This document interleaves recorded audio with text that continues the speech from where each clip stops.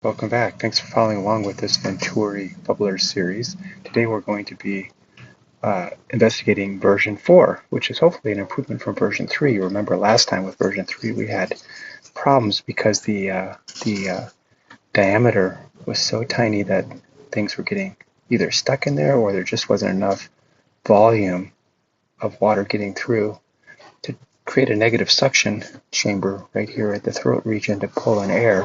Not only that, but the air inner diameter was so small that we were having trouble even getting air sucked through here. Very small bubbles, but just a very small volume of output. So today we've gone to version 4 with increased inner throat diameter, hoping that we'll get better water flow through the Venturi valve and a bigger air intake diameter of 1 millimeter up from 0.3 millimeters, hoping that we'll be able to draw more air in. Okay, let's give it a try. Okay, this is version 4.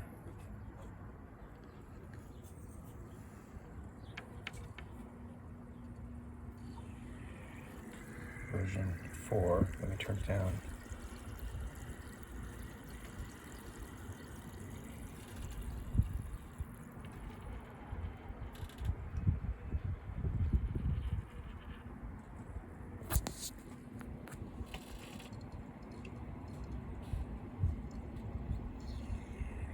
Turn it up. Turn it down. Turn it down slowly. Not a bad outcome. The only problem with version 4 here is I cracked it. I had to super glue it because I decided to make it more like a Venturi from the outside, but I should just made a solid tube. I left the Venturi tube on the inside open. That would have given it more structural support around the throat there. But man, I mean, this is not from the motor because I let it go. This is the true output from these 12-volt pumps, so this is a winner by far. And it's shorter, much shorter than version 3.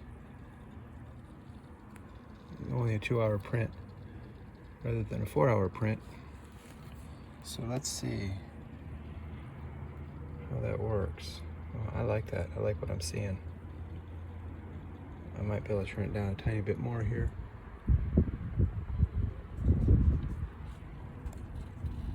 Get even smaller bubbles. It's starting to sputter though. But, I mean, those are tiny. Those are pretty darn small. So version 4. Again, we can improve the strength around the throat there so it doesn't crack.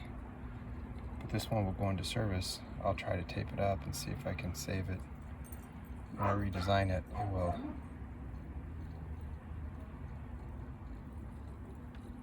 definitely turn it up a little more. Oops, too much. I'd love to get a better way to control these valves. But gosh, I don't see any coalescing on top of the bubbles. Even here where they're larger, right? So the difference between version 3 and 4 is that these bubbles are just a little bigger, of course, but the throat is bigger and the intake is probably bigger. They're both bigger. So, but I can live with that, I think, at least for the time being. It's always a balance, isn't it? Trying to get the right combo of throat diameter, air intake, power the motor. But this is a good result, I think. Turn it down just a little more here.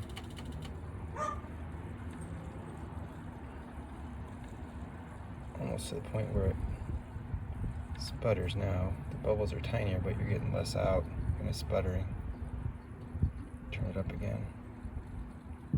Try to find a smooth laminar flow.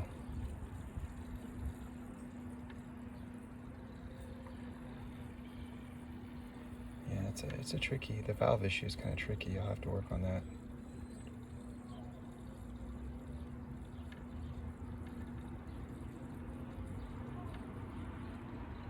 Anyway,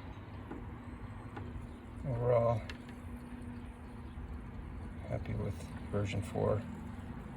probably better than version 1 and 2, and maybe not quite as good as 3 in terms of bubble size, but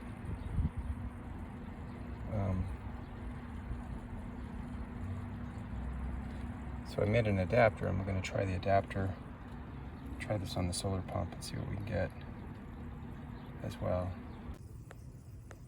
Okay, here's another look at V6 in action in one of these tanks. I'm going to go ahead and put him in service.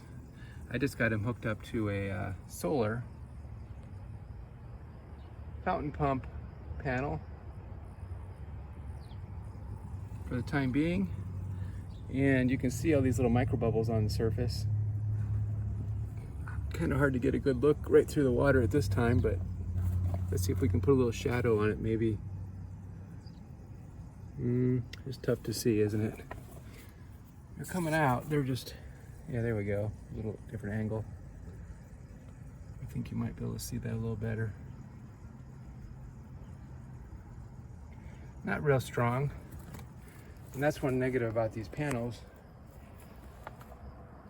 is that, you know, they're not on any kind of tracker. It'd be fun to see if we can figure out a better way.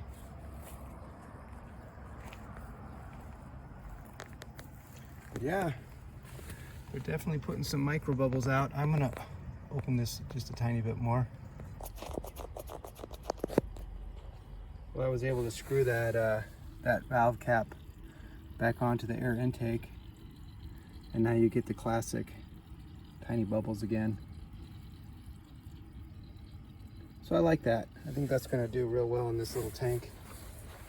Hopefully it'll clean up that water a little bit, and like I said, we got the cracked one over here that's back in service, so this will be good. This will be good. We'll give it a try, and at least these little plants are going to get air some of the part of the day. And I've got this platform built for a float valve system that's going to allow me just to fill up a reservoir here right in the middle, rather than always have to open up the tanks and fill these. And I'll put some bigger plants, some fruiting plants in here, probably either that zucchini or maybe tomato, cucumber. We'll figure it out. But at least we're getting these in service slowly, getting ready for the warm weather, and solar panels are in operation and ready to test this year. Thanks for watching.